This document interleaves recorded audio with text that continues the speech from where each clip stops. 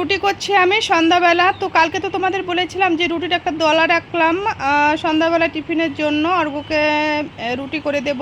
তো অর্ঘ্যেরও রুটি খাওয়া হবে সন্ধ্যাবেলা টিফিন, আমাদেরও একটু হবে, মানে স্যার একটু খাবে, আমিও একটু খাবো। তো অর্ঘ্য বলছে কী দিয়ে রুটি খাবে, আমি বলছি লাল চা দিয়ে ভালো টেস্ট লাগবে রুটি গরম গরম। তো আমি তাই করলাম, কড়াইয়ের মধ্যে একটু লাল চা বসিয়ে দিলাম। তো ছেলেও খাবে, আমি খাবো, স্যারও এখনই আজ চলে আসবে। তো গুড মর্নিং সবাইকে। আমরা সকাল সকাল অর্ঘ্যের ক্লাস ছিল, যোগা ক্লাস ছিল, ওকে নিয়ে গিয়েছিলাম। তো এখন বাড়ি ফিরছি, এখন 8:30 বাজে। তো এখন বাড়ি ফিরছি। তো চলো, অর্ঘ্য এখন আগে তো বাড়ির পাশাপাশি করতো, তো এখন না ওর টিউশন ক্লাসের জন্য, টিউশনগুলোর জন্য না বাড়ির পাশে ক্লাসটা করতে পারে না। তো স্যারকে বলেছি তো একটু দূরে করায়, দূরে মানে এই যে তোমরা দেখতে পাচ্ছ টোটো করেই যেতে হবে, উপায় নেই, হাই রোড দিয়ে টোটো করেই যেতে হবে, বুঝেছো? দেখো কত গাড়ি যাচ্ছে এই হাই রোড দিয়ে। তো আমি এর জন্য ওর সঙ্গেই আসছি, আমার না ভয় লাগে ছাড়তে একা একা, জানো তো। তো যদিও একটু বড় হয়েছে পারে, তবুও আমি ছাড়তেই পারি না, কেন খুব টেনশন হয়। তো আমার অসুবিধা হলেও কিচ্ছু করার নেই, তো তবুও নিয়ে আসি। তো এর জন্য এখন দূরে যেতে হয়, তো এর জন্য দূরেই যাচ্ছি। আর এরপরে দেখা যাবে কি করা যায়। তো অর্ঘ্য আবার একটু পায়ে ওর লাগলো। তো চলো, আমি বাড়ি এসে ফটাফট সব কাজ করে একটু করে রেখে গেছি, আবার এসে আর একটু কাজ করে, কারণ আমি স্নান করছি, জামা কাপড়গুলো রাখছি। হ্যাঁ, তো আমার খুব কষ্ট হয়, কি কষ্ট হয় তো বলে বোঝাতে পারবো না তোমাদের। তো আমি সেই স্বামীর স্ত্রী, যে আমাকে বিয়ের বৌভাতের পরের দিন থেকেই আমার সঙ্গে টর্চার চলছে, ফ্যামিলি সহ, নিজের হাজব্যান্ড সহ। তো হ্যাঁ, আমি সেই স্ত্রী যে বাড়ির বউকে, হ্যাঁ আমি সেই বাড়ির বউ, যে বাড়ির বউকে ছোট বাচ্চা নিয়ে তাড়িয়ে দেওয়া হয় বা বাড়ি চক্রান্ত করা হয়, বাড়ি থেকে ছাড়ানো হয়। হ্যাঁ, আমি সেই মহিলা যে 1 বছর বাচ্চাকে নিয়ে বাড়ি ছাড়া হয়েছি। হ্যাঁ, আমি সেই মহিলা যে 1 বছর 8 মাসের বাচ্চাকে আমি ভাড়া বাড়িতে রাখছি, 12 বছর চলছে আমার ভাড়া থাকা। হ্যাঁ, আমি সেই মা, যে মাটা আমি এত কষ্ট করে আমার ছেলের মুখে একটু খাবার দিতে পারছি, ছেলেকে খাইয়ে বাঁচিয়েছি। হ্যাঁ, আমি সেই মা, আমার খুব কষ্ট হয়, আমি লোকের বাড়িতে ভাড়া থাকি, মাস গেলে আমাকে ভাড়ার পয়সা গুনতে হয়। তো আমি সেই মা, যে আমি কতটা কষ্টে আমি দিন কাটাচ্ছি।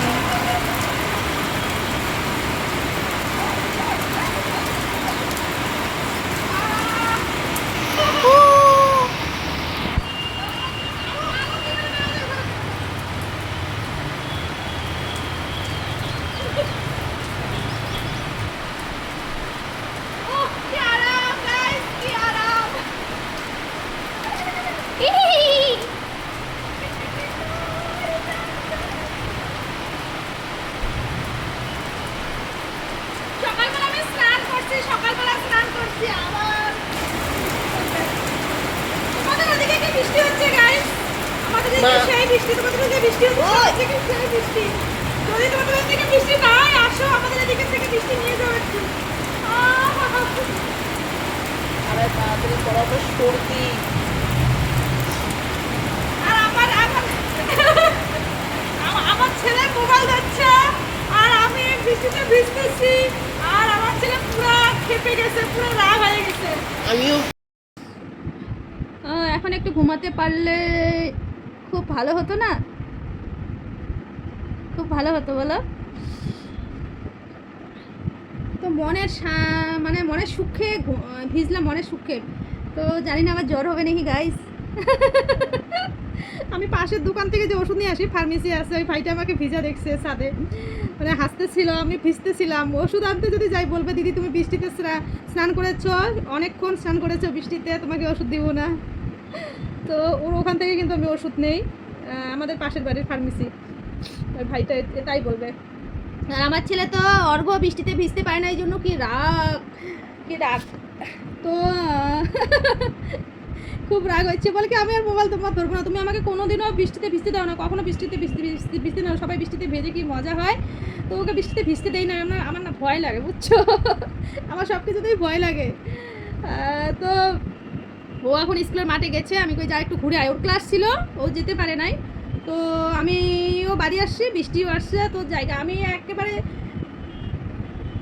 সব কিছু ছেড়ে আগে আমি বৃষ্টিতে ভিজে গেছি, পুরো মানে খুশি হলাম, পুরো খুশি।